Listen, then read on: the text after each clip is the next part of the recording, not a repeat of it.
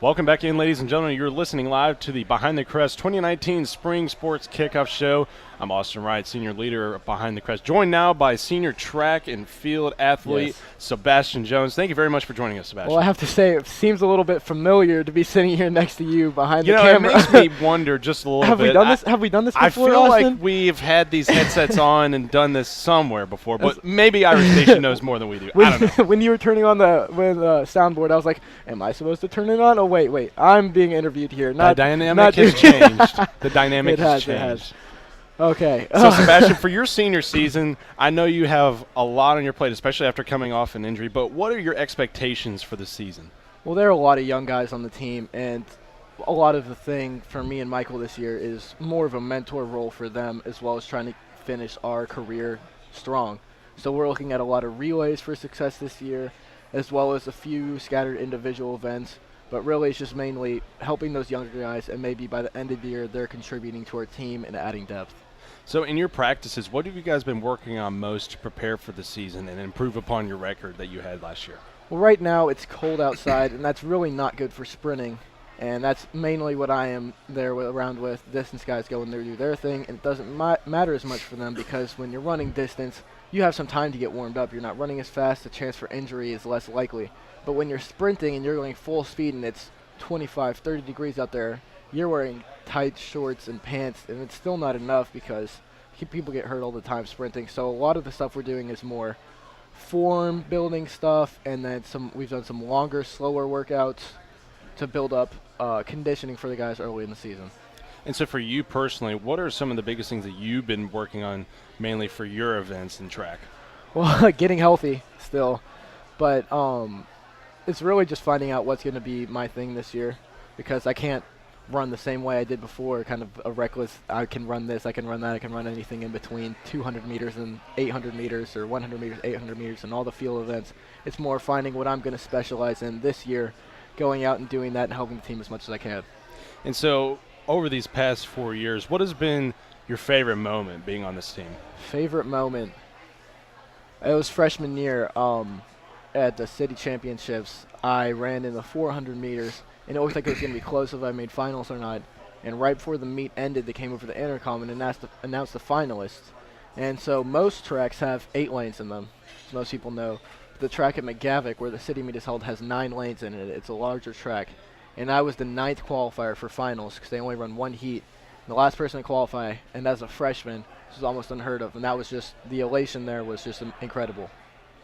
Well, it certainly seems like that would be a great thing. And so for your season, who are some of the biggest rivals that you'll be facing, and what is going to be the thing that you need to work on the most in making your season stand out the most and leaving your legacy on this team? Well, I like to say when you step on that track, everyone is a rival, especially in the races that you're in there by yourself, as well as the relays, but more if you're in that individual race. You're still on the team, but you're out there by yourself. And so some of my best friends I've met through track. Go to other schools, and I'm best friends with them all the way up until I step on that track, and then their worst enemy. And even Michael, if I have to race against him, I'll try to beat him as hard as I can, just because that's how competitive little we Irish all are. rivalry. That's how competitive we all are. But at the end of the day, I'll be happy if he runs fast and we all run fast. Certainly so. Hopefully you guys have a great season. Thank you so much for joining us, Sebastian. Thank you, Austin. Really appreciate it. And next we'll be having another senior from the track team, Michael Lenahan, coming on to join us right now here at the Crow's Nest in Green Hills. Michael, thank you so much for joining us here for the broadcast. Just wanted to ask you a few questions about this upcoming season for track. So for your experience, what is some of the main expectations that you have for this upcoming season? Main expectations for this season. Definitely want to get the young guys better because we are a very young team. But personally, I know I run in the 4x2 relay and 4x1 relay. We want to get that 4x2 relay back to state. We did it my sophomore year, and we definitely want to make it back senior year. So. And for you personally, what has been your favorite moment on the team? Favorite moment on the team was regional sophomore year. That 4x2, when we did make it to state and qualified, we were in the 2nd lane, and NBA was in the 3rd lane, and they fell down on the outside, and they actually created a domino effect, and like 5 other teams fell, and that was really fun. seeing that. And so for your legacy on the team, what do you want to leave showing the underclassmen, and what do you think that is going to be the main thing that they take away trying to build upon your guys' successes? Well, we definitely want a good, solid foundation of, work hard and good work ethic, because that's the most important thing in building a legacy, or, brick by brick. Got to have good work ethic in order to get that done. So. And in comparison with football, I know it's apples to oranges, but what have been some of the best advantages to doing track and football at the same time, and how do they compare in training? I know that they're not the same whatsoever, but how do they help or hurt each other? Doing football and track at the same time, well, we do football workouts year-round, so I know my legs would be shredded coming out last year and the year before that, before a track workout, because I'd already done a football workout that day.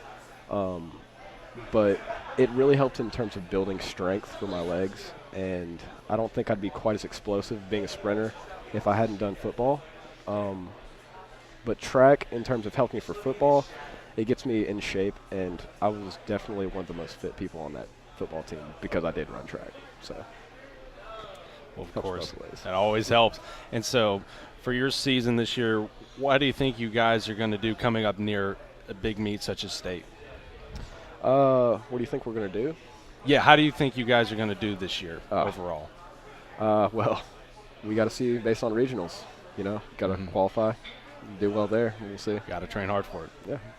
Well, great. Well, thank you very much, Michael. We appreciate you joining us here on the broadcast. Up next, we have the head coach of the track team, Doug Jones. Thank you very much, Michael.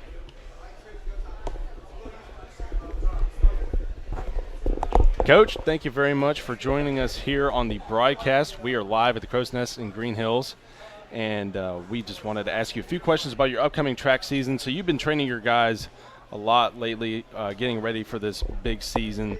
What have been some of the main things that you've been hitting on in practice?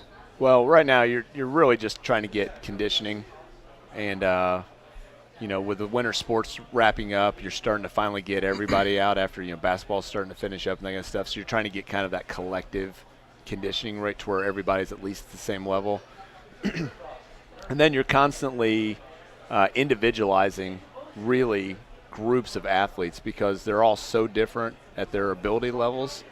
So we ran 6 times 200 meters the other day, yesterday.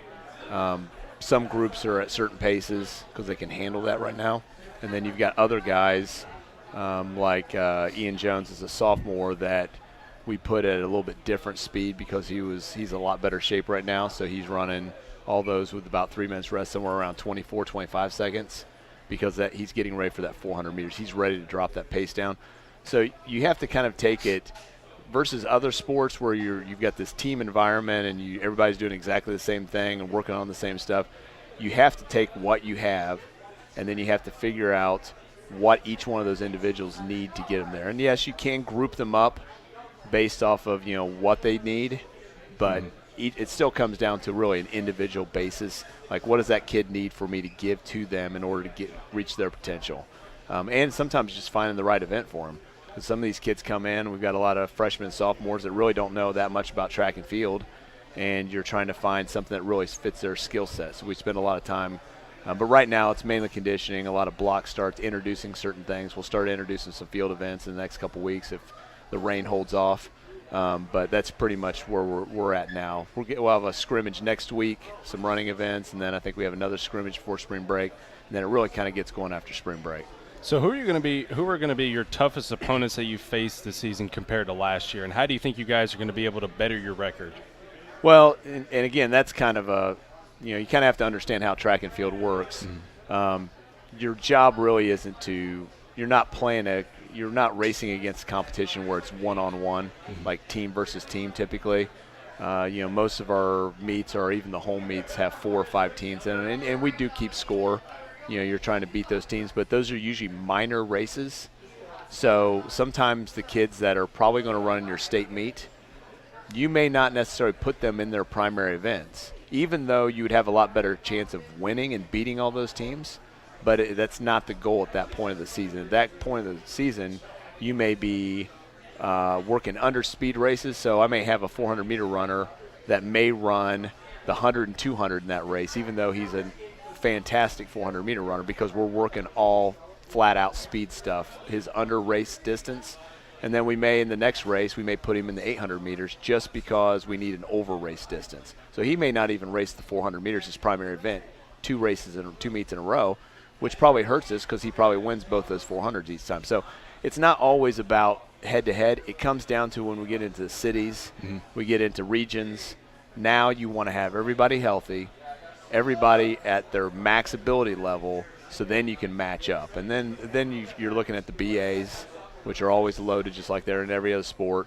NBA typically is pretty loaded with athletes, especially the more skilled areas like hurdles, pole vault, because they have middle school track and field, that kind of stuff. Those kids are a little further ahead than ours. But we're usually right in the hunt, right after them. Our relay should be really good this year.